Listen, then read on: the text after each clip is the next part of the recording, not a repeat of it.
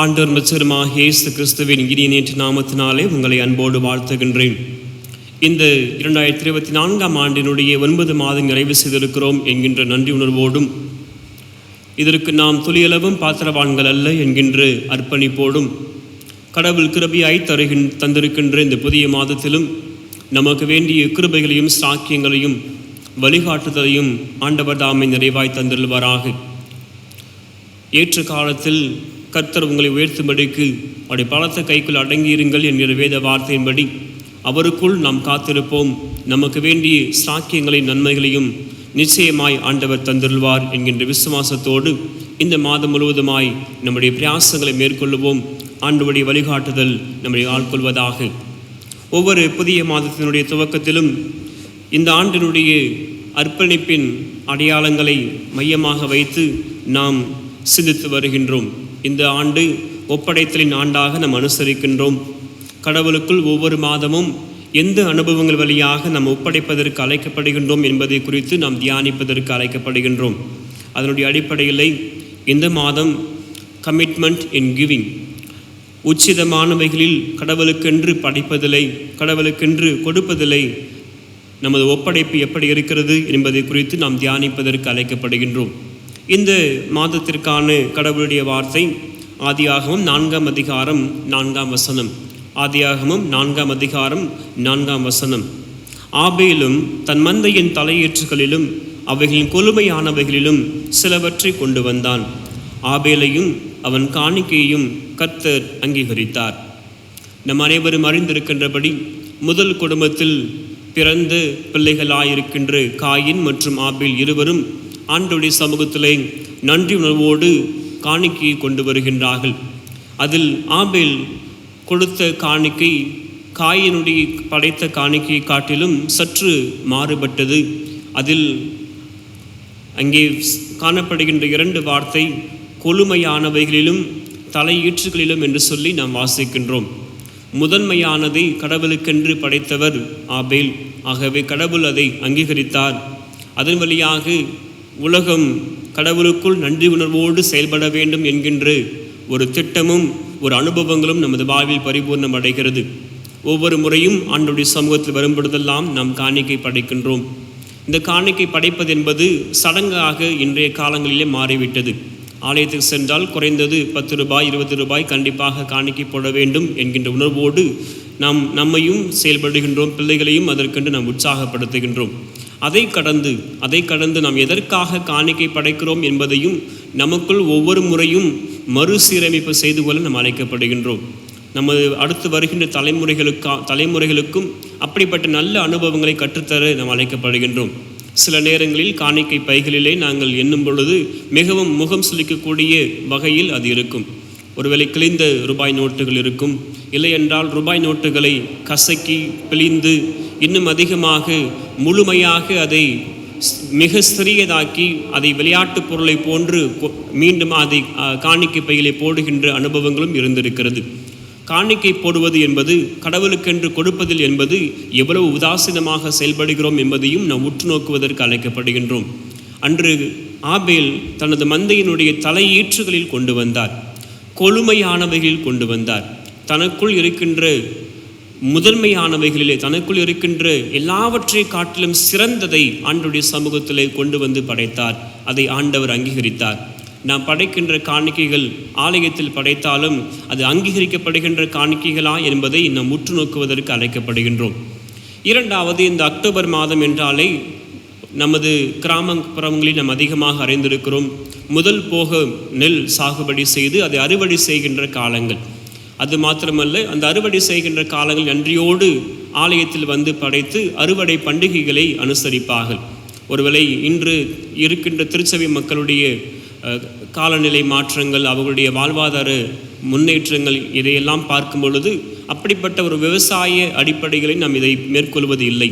ஆனாலும் கூட அந்த உணர்வு, அந்த நன்றி உணர்வு, கடவுள் எல்லாவற்றையும் எனக்கென்று படைத்திருக்கிறார், நான் விதைப்பதற்கான ஆலோசனை ஆண்டவர் தந்தார், அதை விளைய செய்திருக்கிறார் என்கின்ற நன்றி உணர்வு என்பதுதான் இந்த காலங்களில் நாம் உணர்ந்து கொள்ள வேண்டிய ஒரு மேலான ஸ்லாக்கியம்.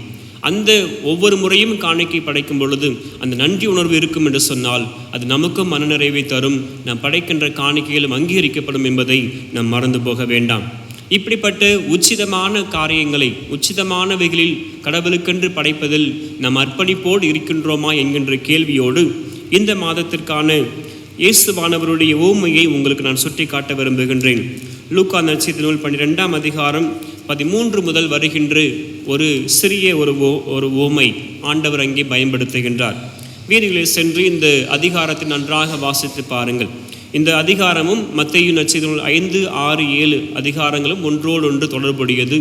மலை பிரசங்கத்திலே கடவுள் சொன்ன முக்கியமான சட்டத்திட்டங்கள், முக்கியமான ஆலோசனைகளை இங்கே நாம் பார்க்கின்றோம். இந்த அதிகாரத்துடைய முதல் வசனம் இப்படியாக ஆரம்பிக்கிறது. அத்தருணத்திலே அநேகமாயிரம் ஜனங்கள் ஒருவரையொருவர் மிதிக்கத்தக்கதாக கூடி வந்திருக்கையில் என்று சொல்லி அங்கே மிக திரளான ஒரு கூட்டம் இருக்கிறது.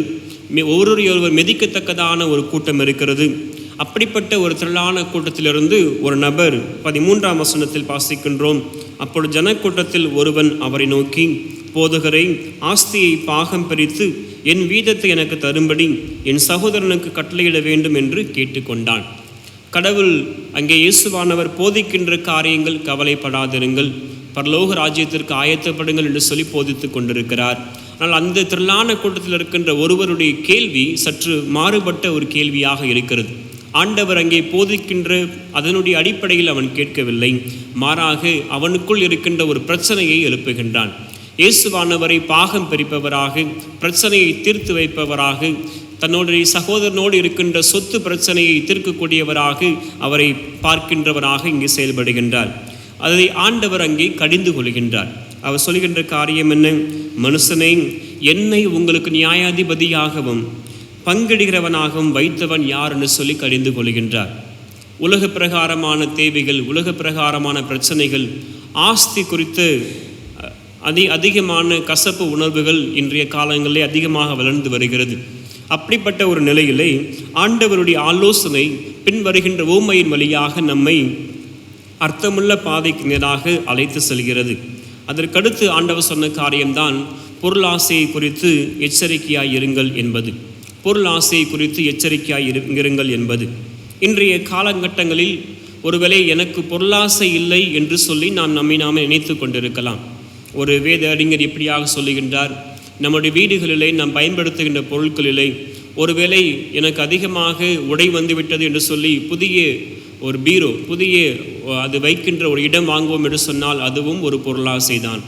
அல்லது அநேக பொருட்களை வைப்பதற்கான இடமில்லை என்று சொல்லி புதிய புதிய அட்டை பெட்டிகளை வாங்கி அதில் அடுக்கி கொண்டே இருப்போம் என்று சொன்னால் அதுவும் ஒரு பொருளாசை தான் என்று சொல்லி நமக்கு வெளிப்படுத்துகின்றார். பொருளாசை என்பது ஒருவேளை ஆஸ்தியை சேகரிக்கின்ற ஒரு மிகப்பெரிய ஒரு எண்ணத்தோடு அதை பார்க்காதபடிக்கு சிறிய அளவிலே எனக்குள் அப்படிப்பட்ட ஆசைகள் இருக்கிறதா என்பதை நாம் உற்று நோக்குவதற்கு நாம் அழைக்கப்படுகின்றோம். அதற்காகவே அங்கே ஆண்டவர் ஒரு ஓமையை சொல்லுகின்றார். அந்த ஓமை நம்ம எல்லாருக்கும் தெரிந்திருக்கிற ஒரு ஓமைதான். அங்கே ஒரு ஐஸ்வர்யமுள்ள ஒரு விவசாயி இருக்கின்றார். அவர் அங்கே பயிரிடுகின்றார். அவருடைய நிலம் அங்கே நன்றாய் விளைகிறது. ஏற்கனவே அவர் ஐஸ்வர்யம் உள்ளவர், ஏற்கனவே அங்கே திரளான ஒரு ஐஸ்வர்யத்தை தானியத்தை வைத்திருக்கின்றவர். அவர் தானியத்தை வைப்பதற்கான இடம் அங்கே இல்லை. ஆனாலும் கூட அவருடைய நிலம் அதிகமாக விளைகின்றது. இன்றைய உலகத்திலே நாம் அதிகமாக சொல்லுகின்ற ஒரு சொற்றொடர் இருக்கிறது இல்லையா? யாருக்கு அதிகமாக இருக்கிறதோ அவர்கள் தான் வளர்ந்து கொண்டே இருப்பார்கள். பணக்காரன் வளர்ந்து கொண்டே இருப்பான், ஏழை இன்னும் ஏழையாவான் என்கின்ற சிந்தனை நம்ம எல்லாருக்கும் தெரியும். ஒருவேளை அப்படி என்றால் கடவுள் எந்த நோக்கத்தோடு அந்த ஐஸ்வர்யமான ஒரு மனிதனுக்கு இன்னும் நிறைவான ஒரு தானிய விளைச்சலை கொடுத்தார் என்பதை நாம் சுட்டி காட்டுவதற்காகத்தான் இந்த ஓமையை ஆண்டவர் இங்கே வெளிப்படுத்துகின்றார். இந்த திரளான தானியம் விளைகிறது. உடனே அந்த மனிதன் செய்த காரியம் என்ன? நான் என்ன செய்வேன்? என் தானியங்களை சேர்த்து வைக்கிறதற்கு இடமில்லையே. நான் என்ன செய்வேன்? என் தானியங்களை சேர்த்து வைக்கிறதற்கு இடமில்லையே. முந்தின 15ஆம் வசனத்துடைய இறுதி பகுதி இப்படி சொல்லுகிறது, ஏனெனில் ஒருவனுக்கு எவ்வளவு திரளான ஆஸ்தி இருந்தாலும் அது அவனுக்கு ஜீவன் அல்ல. ஒருவனுக்கு எவ்வளவு திரளான ஆஸ்தி இருந்தாலும் அது அவனுக்கு ஜீவன் அல்ல. நமக்கு ஜீவனாய் இருப்பது எது என்பதை நாம் அதிகமாக புரிந்து கொள்வதில்லை. இன்று ஜீவனுக்கு ஏதுவான காரியங்களை சிந்திக்கின்றோம். ஜீவனுக்கு ஏதுவான காரியங்களுக்காக ஓடுகிறோம் என்கின்ற போர்வையிலே எது உண்மையிலேயே வாழ்வளிக்கக்கூடியது, எனக்கு ஜீவன் தரக்கூடியது என்பதை நாம் அதிகமாக மறந்து விடுகின்றோம். இந்த மனிதனும் அப்படிப்பட்ட ஒரு மனிதனாகத்தான் செயல்பட்டிருக்கிறார். அதிகமான ஆஸ்தி இருக்கிறது, ஆனால் அவனுக்குள் ஜீவன் இல்லை. அவனுக்குள் ஜீவன் இல்லாததினாலே இன்னும் அதிகமாக சேர்த்து வைப்பதற்கான பிரயாசத்தை அவன் மேற்கொள்கின்றான். இது முதலாவதாக இந்த மனிதன் நமக்கு கற்றுத்தருகின்ற பாடம், கடவுளுக்கென்று படைப்பதில்லை, கடவுளை முதன்மைப்படுத்துகின்ற ஒரு ஐஸ்வர்யமாக நீங்கள் நானும் செயல்பட வேண்டும். ஒருவேளை ஆண்டவரும் நீங்கள் நானும் ஐஸ்வர்யவனாக இருப்பதற்காகத்தான் நம்மை விரும்புகின்றார். அவருக்குள் ஐஸ்வர்யவனாக இருக்க வேண்டும். அவர் விரும்புகின்ற காரியங்களில், அவருடைய தன்மையில், அவர் தருகின்ற ஆசீர்வாதங்களில் நீங்கள் நானும் ஐஸ்வர்யத்தோடு செயல்பட வேண்டும். இந்த மனிதன் நமக்கு தருகின்ற முதல் எச்சரிப்பு, நம்முடைய ஐஸ்வர்யம் கடவுளை முதன்மைப்படுத்தி இருக்கிறதா என்பதை நாம் நினைவு கூறுவதற்கு அழைக்கப்படுகின்றோம். இந்த மனிதன் மீண்டும் மீண்டும் தன்னை மாத்திரமே அங்கே மையப்படுத்தி அவன் வாழ்ந்து கொண்டிருக்கிறான். ஐஸ்வர்யவனாக இருக்கின்றான், மீண்டும் ஒரு நிறைவான விளைச்சல் இருக்கிறது, மீண்டும் தனக்காக சேர்த்து வைப்பதிலே அவன் மிகவும் மும்முரமாக செயல்பட்டு கொண்டிருக்கிறான். கடவுள் அவனை ஒரு எச்சரிக்கையை அவனுக்கு தருகின்றார். நாம் எல்லாரும் அறிந்திருக்கின்ற ஒரு வசனம் இருக்கிறது, சங்கீதம் 24:1, பூமியும் அதன் நிறைவும் உலகமும் அதில் உள்ள குடிகளும் கர்த்தருடையது. நாம் அனுபவிக்கின்ற அனைத்துமே கர்த்தருடையது என்கின்ற சிந்தை எப்பொழுதெல்லாம் நமக்குள் வருகிறதோ, மிக முக்கியமாக கடவுளுக்கென்று படைக்கும் பொழுது அது நிச்சயம் வர வேண்டும். கடவுளுக்கென்று நாம் படைக்கின்ற சிறிய தொகையாக இருந்தாலும் சரி, பெரிய தொகையாக இருந்தாலும் சரி, அதை நாம் படைக்கும் பொழுது, ஆண்டவரே பூமியும் அதனுடைய நிறைவும் உலகமும் அதில் உள்ள குடிகளையும் எல்லாம் உம்முடையது என்கின்ற அர்ப்பணிப்போடு படைக்கும் பொழுதுதான் அது ஆண்டவர் எதிர்பார்க்கின்ற ஒரு முதன்மையான காணிக்கை படைக்கின்ற அனுபவமாக இருக்க முடியும். கடவுளை முன்னிறுத்தி, கடவுளை முதன்மைப்படுத்தி நாம் காணிக்கை படைப்பதற்கு அழைக்கப்படுகின்றோம். ஏனென்றால் உலகத்தினுடைய மக்கள் அஞ்ஞானிகளைப் போல பல்வேறு காரியங்களை நாடி தேடிக் கொண்டிருக்கிறார்கள். அதைத்தான் மத்திய 6ஆம் அதிகாரத்தில் வாசிக்கின்றோம். ஆனால் நீங்கள் நானும் அதை போன்று தேடுவதற்காக, நாடுவதற்காக அழைக்கப்படவில்லை. மாறாக நீங்கள் கடவுளுடைய ராஜ்யத்தை முதலாவது தேடுங்கள் என்று சொல்லி இயேசுவானவர் நமக்கு ஒரு முன் எச்சரிக்கையை நமக்கு தருகின்றார்.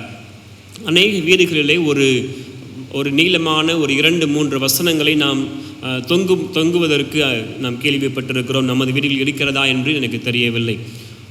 2 மனு உம்மிடத்தில் கேட்கிறேன் என்று சொல்லி நீதிமொழிகள் 30ஆம் அதிகாரம் 7ஆம் வசனத்தில் 9ஆம் வசனம் வரைக்கின்ற 3 வசனங்களை நாம் அதிகமாக நமது சுவர்களில் நாம் பார்க்கின்றோம்.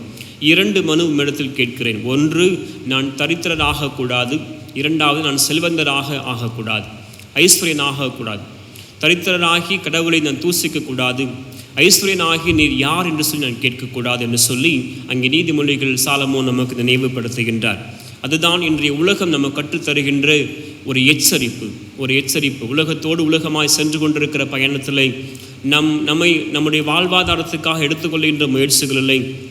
எந்த சிறிய தொகையாக இருந்தாலும் சரி, பெரிய தொகையாக இருந்தாலும் சரி, எல்லாவற்றையும் கடவுள் தருகிறார் என்கின்ற உணர்வோடு கடவுளுக்கென்று அவரை முதன்மைப்படுத்தி நாம் அவருக்கென்று படைப்பதற்கு நாம் அழைக்கப்படுகின்றோம். அவருக்கென்று படைப்பதற்கு அழைக்கப்படுகின்றோம். 2 எஜமான்களுக்கு ஊழியம் செய்ய ஒருவனாலும் கூடாது. முடியாது என்று சொல்லி அங்கே போடப்படவில்லை. ஒருவனாலும் கூடாது. That is not at all possible. 2 எஜமானுக்கு நிச்சயமாக ஒருவனும் ஊழியம் செய்ய முடியாது. ஒருவனை பகைத்து இன்னொருவனை சிநேகிப்பான். நான் யாரை சிநேகித்து யாரை பகைத்து கொண்டிருக்கிறோம் என்பதை நமக்குள் சுட்டி காட்ட ஆண்டவர் விரும்புகின்றார். 2வது, இந்த மனிதன் நமக்கு கற்றுத்தருகின்ற ஒரு எச்சரிப்பு, அவனுடைய செயல்பாடுகள் 18-19 வசனங்களிலே வாசிக்கின்றோம். என்னுடைய களஞ்சியத்தில் இடமில்லை, நான் அதை இடித்து பெரிதாக்கி இப்பொழுது விளைந்த விளைச்சலையும் நான் பெருக்குவேன் என்று சொல்லுகின்றார். அதன் பின்பு 19 வசனம் சொல்லுகிறது, ஆத்மாவை உனக்காக அநேக வருஷங்களுக்கு அநேக பொருள்களை சேர்த்து வைக்கப்பட்டிருக்கிறது, நீ இளைப்பாறை புசித்து குடித்து பூரிப்பாயிரு என்று சொல்லி தன்னுடைய ஆத்மாவோடு சொல்லிக் கொள்கின்றாராம். ஒவ்வொரு மனிதனுடைய செயல்பாடுகளும் இன்றைய உலகத்திலே அதுவாகத்தான் இருந்து கொண்டிருக்கிறது. மிக சுலபமாக சொல்லிவிடுவார்கள், பி மெரி என்று சொல்லிவிடுவார்கள். ஒருவேளை ஒவ்வொரு நாளும் வாழ், உன்னை நீ நேசி, அல்லது இருக்கின்றதை வைத்து நிறைவோடு வாழ் என்று சொல்லி இந்த உலகத்தினுடைய சொற்றொடர்கள் எல்லாம் நினைவுபடுத்தி கொண்டே இருக்கிறது. அதை போன்ற ஒரு மனிதனாக இந்த ஐஸ்வர்யவான் செயல்படுகின்றார். அநேக வருஷங்களுக்கு அநேக பொருள்கள் சேர்த்து வைக்கப்பட்டிருக்கிறது. நமது கிராமங்களில், நமது அநேக இடங்களில் நாம் சொல்லுகின்ற ஒரு சொற்றொடர் இருக்கிறது. இவர்களுக்கென்ன, இவர்கள் 2-3 தலைமுறை உட்கார்ந்து சாப்பிடலாம் என்கின்ற ஒரு சொற்றொடர் நாம் கேள்விப்பட்டு கொண்டே இருப்போம். அதை போன்ற ஒரு நிலைதான் இந்த ஐஸ்வர்யவானுக்கு இருந்தது. ஆனால் ஆண்டவர் ஒரு எச்சரிப்பை தருகின்றார். மதிகீரனை என்று சொல்லி அந்த மனிதனை அழைக்கின்றார். மதிகீரனை என்று அழைக்கின்றார். கடவுளுக்கென்று படைப்பதில்லை, ஆண்டவருக்குள் அல்லது கடவுளுக்குள் கடவுள் தருகின்ற ஆசீர்வாதங்களை முதலீடு செய்ய வேண்டும். ஆண்டவரை முதன்மைப்படுத்தி அவருக்கென்று படைக்க வேண்டும். ஆண்டவருக்குள் அவர் தருகின்ற ஆசீர்வாதங்களை முதலீடு செய்வதற்கு நீங்கள் நானும் அழைக்கப்படுகின்றோம். எல்லாவற்றையும் சேர்த்து வைப்பதற்கு நாம் அழைக்கப்படவில்லை. கடவுளுக்குடைய சமூகத்திலே கடவுளுக்கென்று பயன்படுத்துவதற்கு நாம் அழைக்கப்பட்டிருக்கிறோம். கடவுளுடைய ராஜ்யத்தை பரம்புவதற்கென்று அதை பயன்படுத்துவதற்கென்று அழைக்கப்படுகின்றோம். மீதியான துணிக்கைகளை அங்கே சேர்த்து வைக்கும்படி ஆண்டவர் அங்கே ஆயிரக்கணக்கான மக்களை போஷிக்கும் பொழுது சீடர்களுக்கு கட்டளையிட்டார். ஆண்டவர் எதையும் வீணாக்குவதற்கு அவர் சித்தம் கொண்டவர் அல்ல. வீணாக்குவது அவருடைய நோக்கமும் அல்ல. மாறாக எல்லாவற்றையும் சரியான விதத்தில் பயன்படுத்தி அதனுடைய நோக்கத்தை நிறைவேற்றுவது தான் கடவுள் நமது வாழ்வில் எதிர்பார்க்கின்ற மாற்றங்கள். இந்த மனிதனுடைய நோக்கமெல்லாம் ஆங்கிலத்தில் இந்த பகுதியை நீங்கள் வீதியில் சென்று வாசித்து பாருங்கள். அவனுடைய வார்த்தைகள் எல்லாம் தேர்ட் பர்சன் சிங்குலராக இது மாறிவிடுகிறது. கிராமரில் நம்ம சொல்லுவோம், தேர்ட் பர்சன் சிங்குலர் என்று சொன்னால் ஐ வில் என்ற ஒரு தொனியோடு, எனக்காக, நான் என்கின்ற சிந்தையோடு தன்னை மாத்திரமே மையப்படுத்தி செயல்படுகின்ற ஒரு மனிதனாக இவன் மாறிவிடுகின்றான். கடவுள் அநேக ஆசீர்வாதங்களை கொடுத்திருக்கிறார். அநேக வருஷங்களுக்கான நன்மைகள் அங்கே இருக்கிறது. ஆனால் நான் குடிப்பேன், நான் புசிப்பேன், நான் அங்கே பூரிப்பாக இருப்பேன் என்று சொல்லி தன்னை மாத்திரமே சுட்டி காட்டுகின்ற ஒரு மனிதனாக செயல்படுகின்றார். கடவுள் தருகின்ற ஆசீர்வாதங்களை நாம் எப்படியாக, எதற்காக பயன்படுத்தி கொண்டிருக்கிறோம் என்பதை நாம் உற்று நோக்குவதற்கு அழைக்கப்படுகின்றோம். சுயநலம் சார்ந்த அனுபவங்களோடு அதை பயன்படுத்துகின்றோமா, அல்லது நம்மை ஆசீர்வதித்த ஆண்டவர் பிறருடைய வாழ்விலை ஆசீர்வாதத்தின் பாத்திரங்களாக இருப்பதற்காகத்தான் என்பதை உணர்ந்து கொண்டு நாம் பயன்படுத்தி கொண்டிருக்கிறோமா என்பதை உற்று நோக்குவதற்கு அழைக்கப்படுகின்றோம். இந்த காலங்களில் இன்வெஸ்ட்மெண்ட் என்கின்ற வார்த்தை அதிகமாக எல்லோரும் பயன்படுத்துகின்றோம். முன்றைய காலகட்டங்களைப் போல நாம் அதிகமாக நிலத்திலோ அல்லது தங்கத்திலோ அதிகமாக முதலீடு செய்கின்ற அனுபவங்கள் என்பது சவால் நிறைந்ததாக இருந்தது. இன்றைய காலங்களில் கையடக்க மொபைலிலே நம்ம எல்லாவற்றையும் செய்ய முடியும். அப்படிப்பட்ட ஒரு காலகட்டங்கள் நீங்கள் நானும் வாழ்ந்து கொண்டிருக்கிறோம். ஆனால் கடவுள் தருகின்ற ஆசீர்வாதங்களை எதற்காக நீங்கள் நானும் முதலீடு செய்து கொண்டிருக்கிறோம் என்பதை, எப்படி நாம் பயன்படுத்தி கொண்டிருக்கிறோம் என்பதையும் இந்த மனிதன் நமக்கு ஒரு எச்சரிப்பை தருகின்றார். ஒருவேளை ஆண்டவர் ஒவ்வொரு மாதம் தருகின்ற ஆசீர்வாதம் நாம் பயன்படுத்தும் பொழுது அந்த மாதத்தினுடைய இறுதியிலே, ஆண்டவரை நீ தந்த எல்லா ஆசீர்வாதங்களையும் நாம் எப்படியாக பயன்படுத்த என்று சீர்தூக்கி பார்க்கும் பொழுது ஒருவேளை ஆண்டவர் நம்மையும் பார்த்து மதிகீரனே என்று அழைப்பாரா என்கின்ற சிந்தையும் நமக்குள் நாம் கேள்வி கேட்பதற்கு நாம் அழைக்கப்படுகின்றோம். இறுதியாக இந்த மனிதன் நம்ம கற்றுத்தருகின்ற பாடம், கடவுளுக்குள் ஐஸ்வர்யவனாக மாறுவதற்கான ஒரு வாய்ப்பை ஆண்டவர் தருகின்றார். 21ஆம் வசனம் சொல்லுகிறது, தேவனிடத்தில் ஐஸ்வர்யவனாயிராமல் தனக்காகவே பொக்கிஷங்களை சேர்த்து வைக்கிறவன் இப்படியே இருக்கிறான். நீங்கள் நானும் தேவனிடத்தில் ஐஸ்வர்யவனாக இருப்பதற்காக அழைக்கப்பட்டிருக்கிறோம். நமது ஐஸ்வர்யம் கடவுளுக்குள் இருக்க வேண்டும். அது கடவுளுக்குள் ஒரு முன்மாதிரியான ஐஸ்வர்யவனாக செயல்படுவதற்கு நீங்கள் நானும் அழைக்கப்படுகின்றோம். ஐஸ்வர்யத்திற்கு ஆண்டவர் எதிரி அல்ல. ஐஸ்வர்யத்திற்கு ஆண்டவர் எதிரி அல்ல. மாறாக அந்த ஐஸ்வர்யம் எப்படி பயன்படுகிறது என்பதிலே ஆண்டவர் நமக்கு எச்சரிப்பை கொடுத்து கொண்டே தான் இருக்கிறார். தேவனிடத்தில் ஐஸ்வர்யனாக இருக்கிறவன் எப்படி இருக்க முடியும்?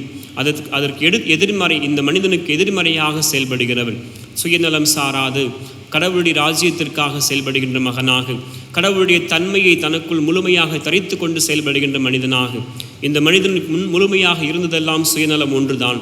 அது மாத்திரமல்ல, பிறருக்கு ஒரு துளியளவு கூட கொடுக்க முடியாத ஒரு மனிதனாக, தனது களஞ்சியத்தை இடித்து பெரிதாக்கி தனக்கென்று சேர்த்து வைக்கின்ற ஒரு மனிதனாக செயல்பட்டிருக்கிறார். அப்படி இல்லை, மாறாக கடவுள் யோவான் நற்செய்தி நூல் 15ஆம் அதிகாரத்திலும் எல்லோரும் தெரிந்திருக்கின்ற வார்த்தை, கர்த்தரிடத்தில் அல்லது தேவனுக்குள் கனி கொடுங்கள் என்று சொல்லி நம்மை அழைத்திருக்கிறார்.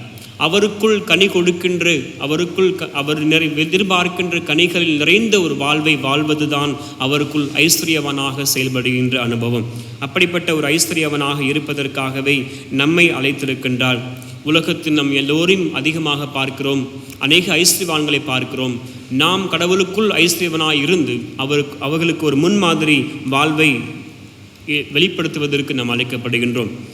பவுல் தீமோத்தேயுக்கு எழுதும் பொழுது அதை தான் நினைவுபடுத்தி 6ஆம் அதிகாரம் 1 தீமோத்தேயு 6ஆம் அதிகார வசனத்திலே போதும் என்கின்ற மனதுடனே கூடிய தெய்வ பக்தியே மிகுந்த ஆதாயம் என்று சொல்லி நினைவுபடுத்துகின்றார். இந்த மாதத்தில் இது தேவை அது தேவை என்கின்ற நிலையோடு நாம் ஆரம்பிக்க வேண்டாம். கடவுள் எல்லாம் எனக்கு எது கொடுத்தாலும் அது நமக்கு போதும் என்கின்ற நிறைவை நமக்கு தர வேண்டும் என்கின்ற சிந்தையோடு செயல்படுவோம். நிச்சயமாய் இந்த மாதம் மாத்திரமல்ல, பின் வருகின்ற நாட்களிலும் கடவுளுடைய சமூகத்திலே அவருக்குள் நிறைவடைகின்ற ஒரு வாழ்வை நமது வாழ்வில் தந்தருள்வாராக. ஒரே ஒரு வசனத்தை மாத்திரம் வாசித்து நிறைவு செய்ய விரும்புகின்றேன். ரோமன் 14ஆம் அதிகாரம் 17ஆம் வசனம், தேவனுடைய ராஜ்யம் புசிப்பும் குடிப்பும் அல்ல, அது நீதியும் சமாதானமும் பரிசுத்த ஆவியினால் உண்டாகும் சந்தோஷமுமே. நீதியும் சமாதானமும் பரிசுத்த ஆவியினால் உண்டாகும் சந்தோஷம் நமக்குள் இருக்கும் என்று சொன்னால், கடவுளுடைய பார்வையில் நாம் இந்த உலகத்தில் இருக்கிற ஐஸ்வர்யவான்களை காட்டிலும் ஒரு நிறைவான முழுமையான ஐஸ்வர்யவான்களாக இருப்போம் என்பதிலே எந்த விதமான சந்தேகமில்லை.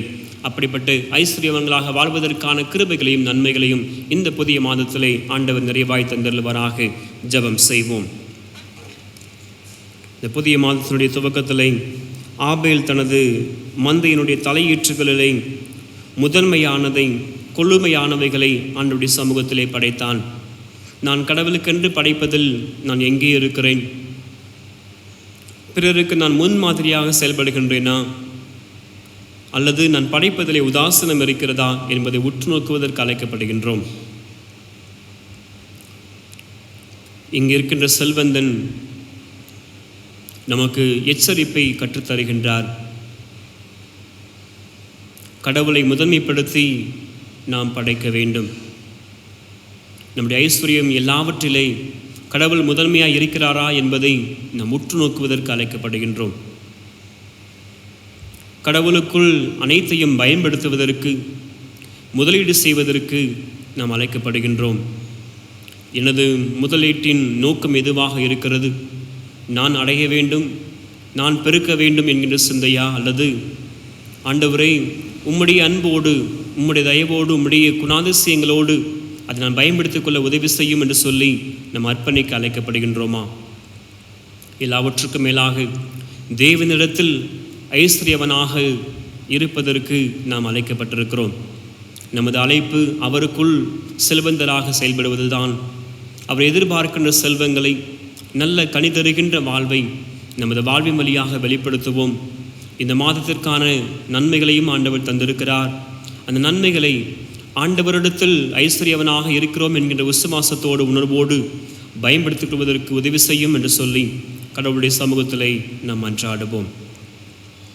அன்பின் ஆண்டவரே, உடைய அல்வற்ற கிருபையினாலும் இரக்கங்களினாலும் மீண்டும் ஒரு புதிய மாதத்தை காண செய்திருக்கிறேன். நாங்கள் நன்றி செலுத்துகிறோம்.